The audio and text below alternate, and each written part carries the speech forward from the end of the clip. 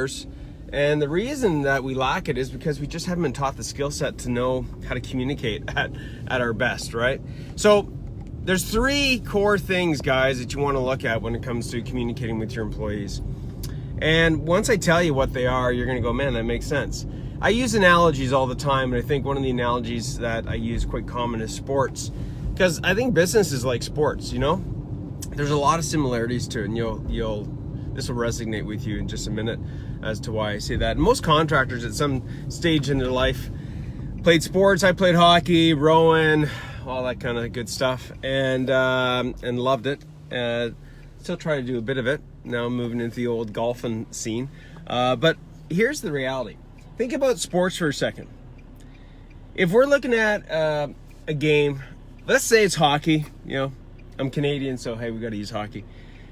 If we're looking at playing a game of sports, and can you imagine somebody coming on to the ice and they don't know what their position is, right?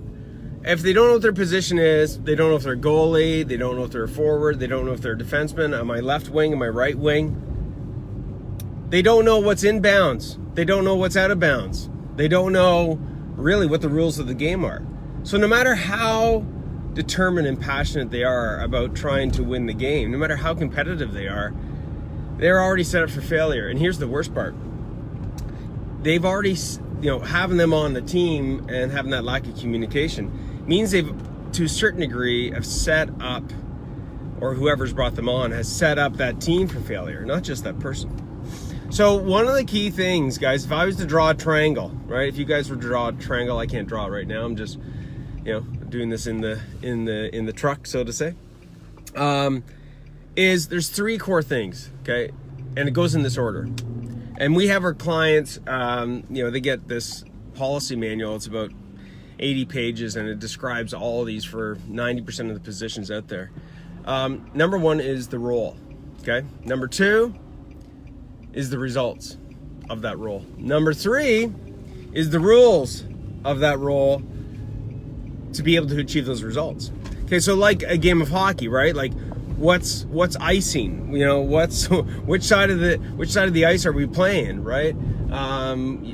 Do we change ends at a certain stage? I mean, all those rules, and that's just a game of sports. But in the game of business, it's even way, way more critical, okay, that we identify the rules of the game. So against the role. So you gotta get as clear as you can, guys, regarding the role. And that applies to you as well. I think that's a big one. We'll get into that before we wrap it up. But your team members need to know what their role is clearly. If they're an installation electrician, or they're a service person, or whatever they are, they have to have clarity of their role. Now, here's the thing. You read a lot of these books, and if this was a book about Google or Apple or something like that, they'd be able to say, this is this person's role, this is the only hat that they wear, and that's it. Well, that's not the reality in the world of contracting, and it's just called small business contracting.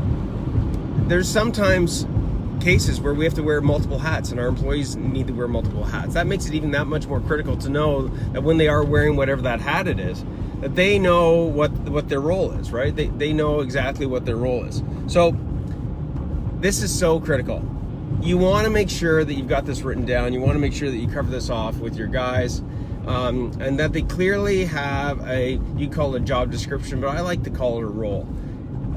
Defined as to what is it that they're responsible for, what is it that they're not responsible for, and inside that role as well, who is it that they need to communicate with? I mean, who do they need to communicate with in a 360-degree angle? Who do they need to talk to below them, above them, right beside them on the left, to the right of them, just like a game of sports, okay? So make sure you define people's roles clearly. It's so critical. Next is when we look at the results. We got to get absolutely clear on the results we want from these guys, If we got a salesperson and we tell them that the result we want out of them is to increase sales, guys, that's a poor ass result as far as it being defined. We want to be clear with them so that they know what defines a win and a loss. Does that mean a 10% increase, which equates to an extra $53,000 of sales specific to this type of product or service? You want to get crystal clear, and when we look at results, as much as possible, you've got to put numbers in to the result. If there's no numbers, and when I say numbers typically has something to do with a timeline, like a date and a value. So that could be percentage, that could be dollar figure, that could be, we need to get this job done within this period of time, and so on and so forth. Okay, so that's on the results side. Okay, make it specific, measurable, achievable, results driven with a specific timeline. That's why they call it SMART goals. The next thing we want to look at is the rules of the game. Like, if people don't know what's inbounds and out of bounds, let me tell you what's going to happen. You're going to have a company of people, and I don't care if you got a contracting company with 3 people, 10 people.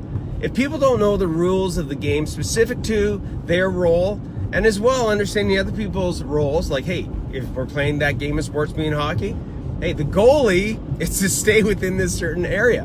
I was the goalie, right? That's what I played, was playing the nets. And, my job was not to go out and when they drop the puck, be there to get the puck, right? My job is to be in the nets, okay? And I've got certain rules that I got to follow. That defines inbounds and out of bounds. So, guys, you got to make sure that you get those 3 things in place. If you look at this at being a triangle, one side of the triangle is the role, one side of the triangle is the results, and the bottom of the triangle is the rules. And inside that triangle is what we call, optimized communication. All right. So let's make sure that we put those things into play. Now let's just finish this off with talking about you. You know what's interesting? If I asked you this question, how clear are you on your role as the champion CEO? Of what results you need to accomplish against that role, and what are the rules of the game that you got to play within? I have a funny suspicion that you wouldn't be that clear. You see, if we want to become champion CEOs, guys, which I know everybody watching this can become, if you're determined, if you're willing to take the hits and willing to have the passion to go and do it, is if we're not clear on what our definition is of those 3 areas, how in God's name can you ever become that? So if you're looking for some more information on this is what we do at Profit Contractors, right? I mean, this is just a tradie tip in the truck, but you want to you're gonna have to make these policies, procedures. You're gonna have to define all these rules, and results yourself. Hey, and that's fine. I did it. I spent years doing it, by the way, but I did it. Or you can leapfrog, decades the days. So one of the ways you guys want to think about leapfrogging, I guess a good first step, if you're not already in the Contractor Tips group, is you want to get into the Contractor Tips group and make sure that you get these kind of tips and insights. And we have templates in there as well that go hand in hand with some of these areas to help you guys leapfrog from decades to day. So, it's Andrew Houston from Profit Contractors. Let me know, guys, your thoughts on if you'd like to get some more info on this. We're going to put the link below here to join the Contractor Tips group. But you know what I'd love? I'd love for you guys to comment on what you think, and let's just share this, right? Sharing is caring, and that's how you benefit, is not just taking, but by giving. Share your comments on what you think the role is of the CEO, champion CEO, and that way we can all benefit from it. We've got it defined here, Profit Contractors, but I'd be curious to see what your definition of it is as well. And with that being said, let's wrap this up. Have yourself a great champion CEO day. Think like a champion, act like a champion. Be in the role as the champion, to get the results as a champion, to play by the rules like a champion, and you'll become a champion. So we'll catch you guys on the flip side. See you later. Ciao.